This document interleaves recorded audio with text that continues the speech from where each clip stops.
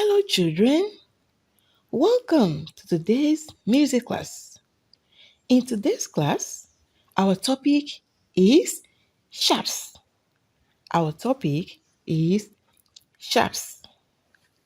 A sharps is a sign placed beside the note to raise the note by a semitone in pitch.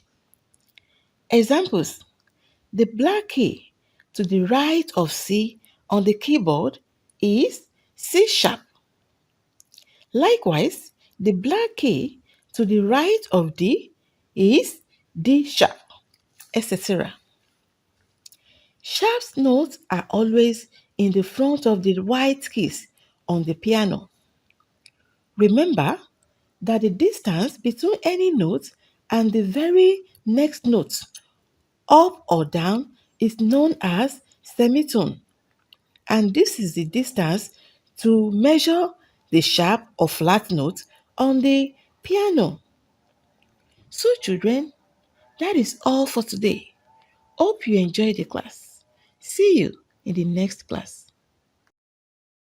Please subscribe to this channel, like, and turn on the notification button for more videos like this.